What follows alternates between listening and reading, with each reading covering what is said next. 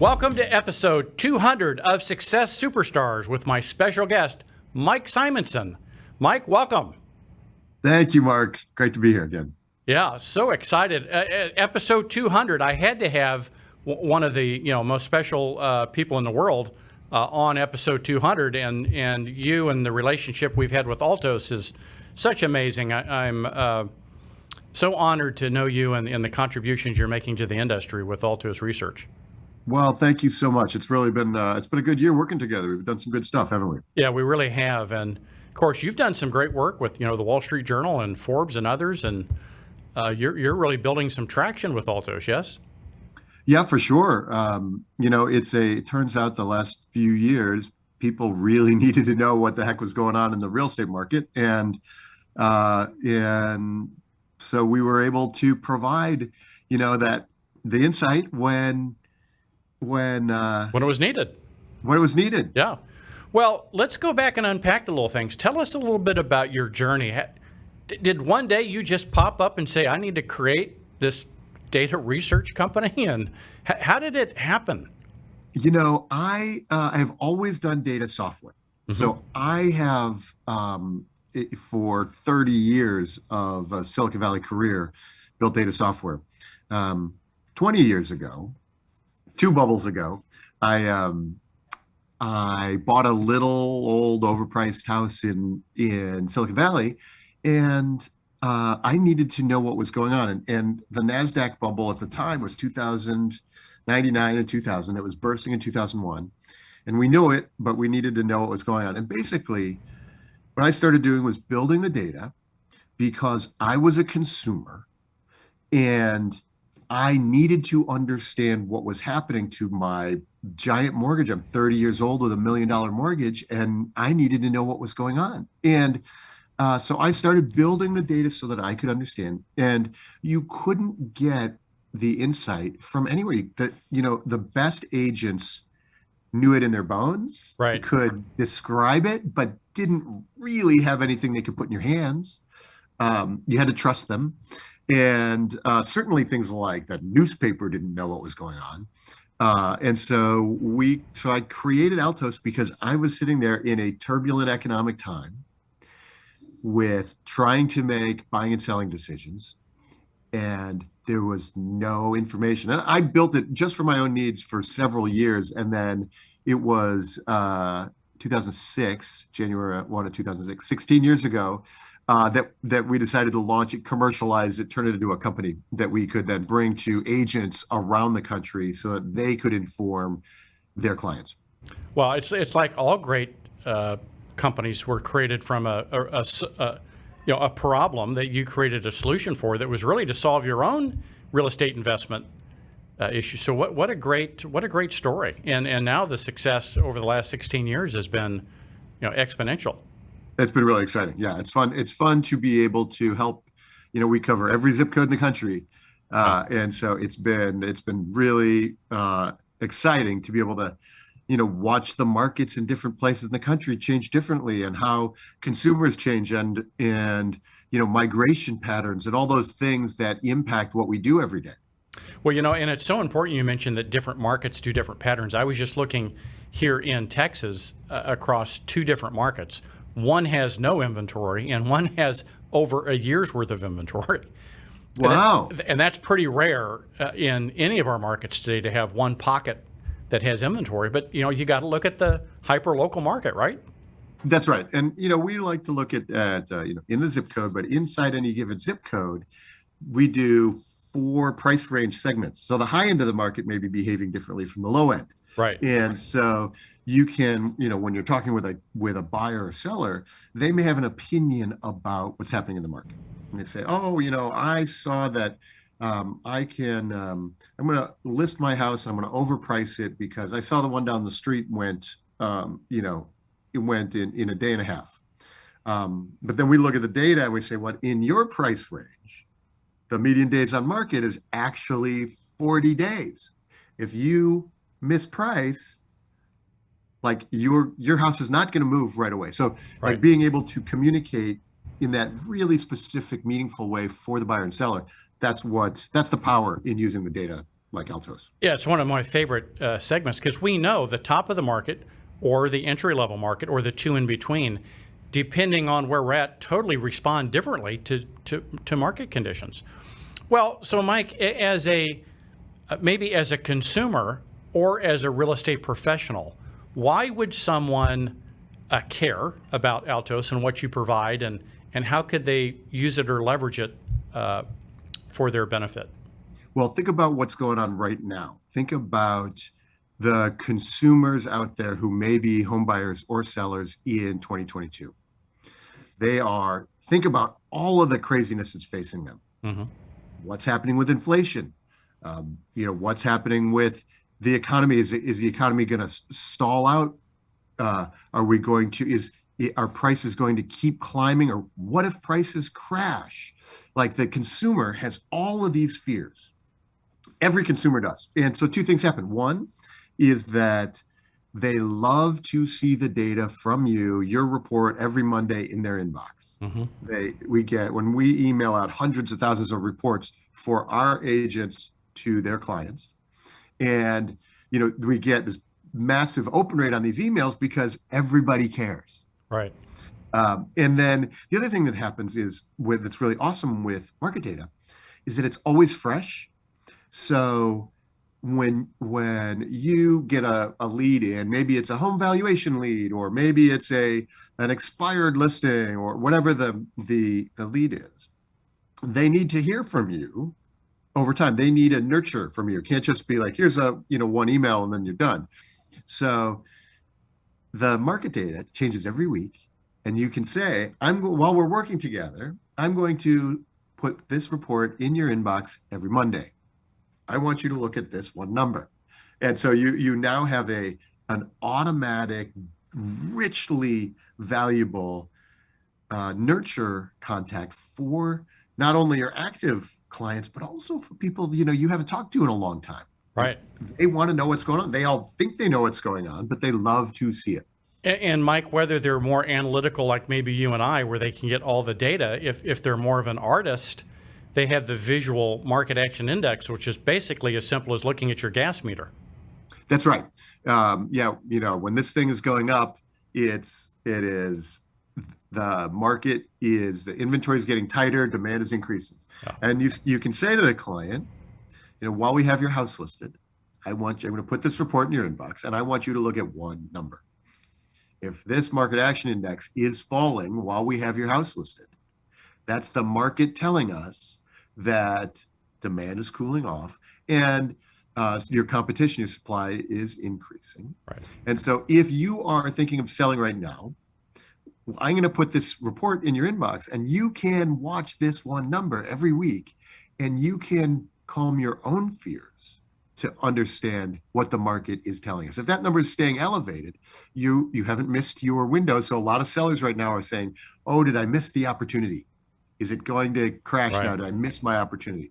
And so we can put the report in their inbox, and you can nurture them until they are actually ready and say, look, you haven't missed your opportunity. It's still a really hot seller's market.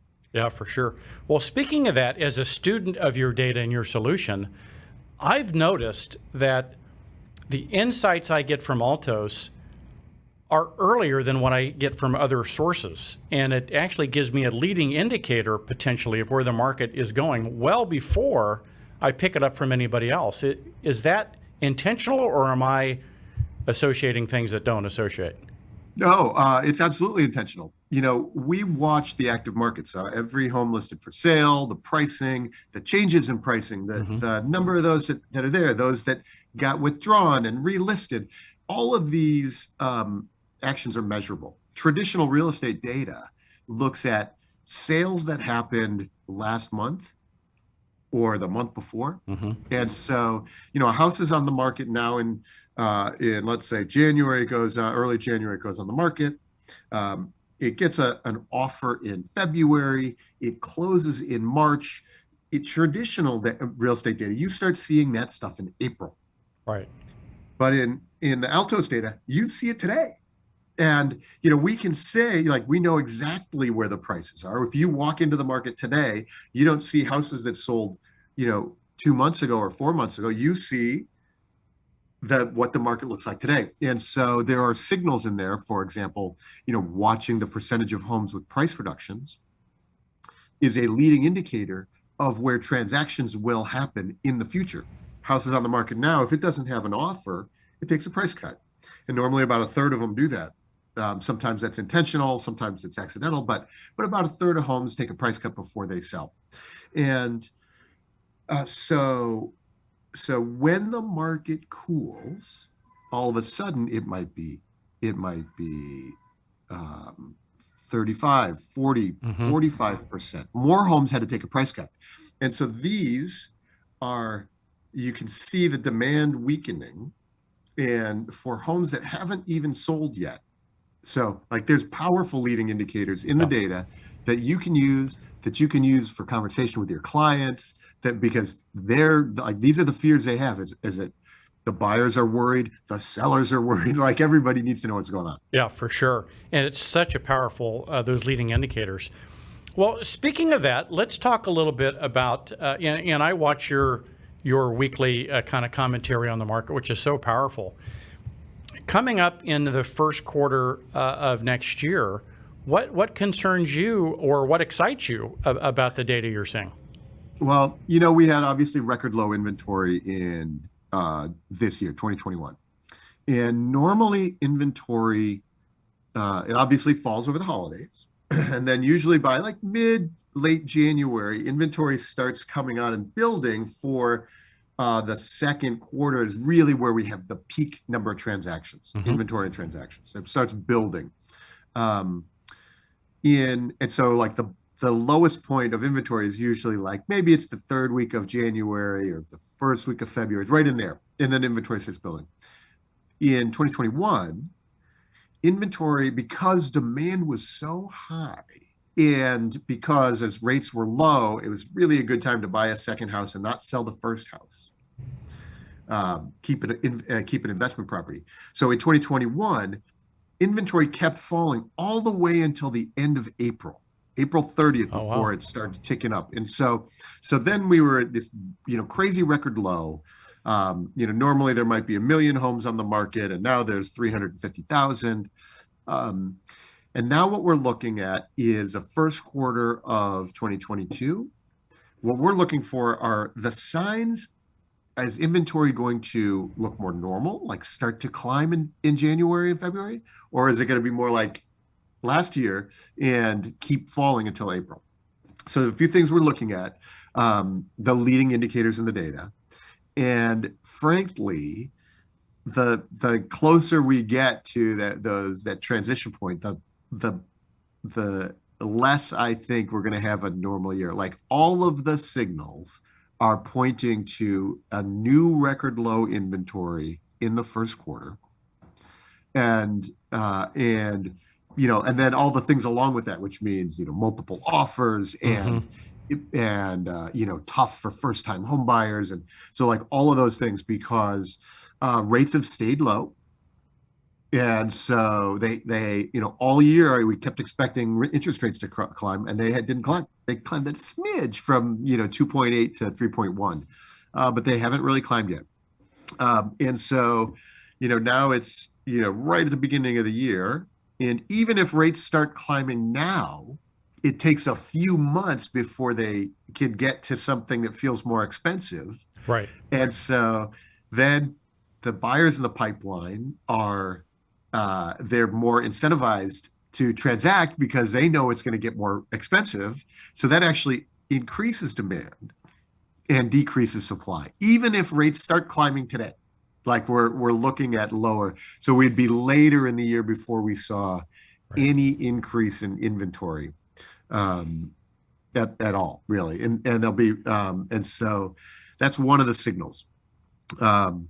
The other thing that we talked about this in our video on YouTube this week, is inflation. So we are in the first inflationary economy in 40 years. And I saw a great line the other day. The two best hedges against inflation are a fixed rate mortgage and a Costco card.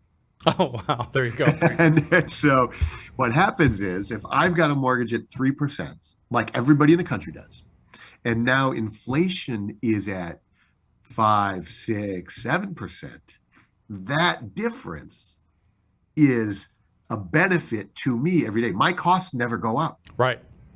And so I'm paying back my old mortgage in cheaper dollars. And so everybody in the country has ultra low interest rates, fixed forever. And so then if if inflation continues to rise this year, it gets to be more and more attractive to own that house and not sell.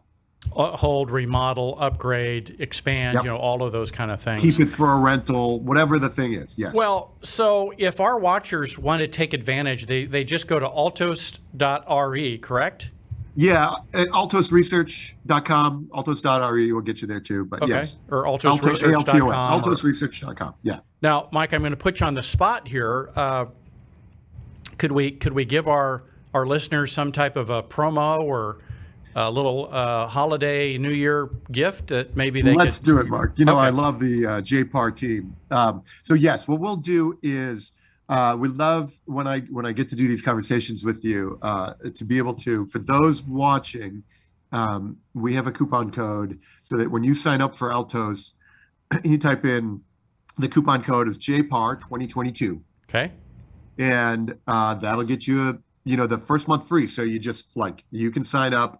No, For friend and No. family, they get the friend and family rate. that's exactly right. There we go. Okay. And no risk. And and then you go work with our team to look at how your local market works and how you can talk about the data. If you are, sometimes some agents are apprehensive about working with the data. They don't know how to talk about it. They can work with our team to learn how to talk about it and some real simple scripts, how to work it into the phone conversation in a script. You bring you get someone on the phone and you have the report in front of you. You say, you may not know this, but there's only 14 homes on the market in town right now. That's half of what it was last year. Yeah. Like if you're thinking of selling, so working the data right into the script is a powerful way to establish yourself as the expert, as the person with resource, as a person with a real insight for because all of those buyers and sellers are afraid right now. Yeah, and the person with the hyper local data, right? It's all about being hyper local these days. Zillow and Realtor and these other sites can talk about the national trends, but no one's talking about the hyper local trends, and that's where our associates can distinguish themselves. Now, I think you have a guide also that you can download right from the website that kind of guides you through how to understand and communicate the data. And whether you're analytical or whether you're an artist, it's designed where I call the market action, and I call it the gas meter. Is so easy to understand. Once you walk through it, it's easy to explain to anybody. And then for those that really want to dig into the details, it's all there as well. Yeah, and in fact, there's a little written paragraph on every Altos report right under the gas meter, right under the market action index, and it says, inventory has been shrinking relative to sales rate recently. That means the market's heating up, and you can see it in prices. So there's the interpretation is actually built into all the reports. And by the way, Mark, that these aren't, when you put these in front of your customers, these are Mark's or the Mark Johnson report. They're branded for you, right? Because you're the expert. So we're in the business of making you look good. Yeah, you're branding to the user and allowing them to upload their logos and their names and stuff like that. Well, there we go. So altosresearch.com or altos.re, the promo code JPAR 2022.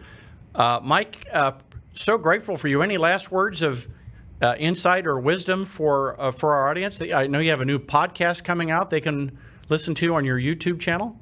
Yes, our YouTube channel and all the podcast channels. It's called Top of Mind, the Top of Mind podcast. And our very first guest is the one and only Mark Johnson. Oh, wow, that's It right. was You and fun. I So did the we were first setting up- episode. Yeah. Yeah, you're the first episode. So, and I really appreciated you taking the time as we were setting up our conversation. And we do the data. We talk about the data. Right. I talk about the data in our videos and things. And what we wanted to do with the podcast is talk to the practitioners around the market. Like, I want to hear your experience, how you're working with agents who succeed, and what you see there. And so we're bringing a lot of context. And so it's top of mind, Altos Research top of mind. It's in all the the podcast channels, Right. Spotify and all those. And on our Altos Research YouTube channel, you can see the video too. Well, there we go. Well, Mike, thank you so much for episode 200 of Success Superstars. Honored that you could join us today. And thank you for everything you do for this industry. Thank you, Mark. And there we go. That's a wrap. Until we see you again, may your choices reflect your hopes and not your fears. Take care.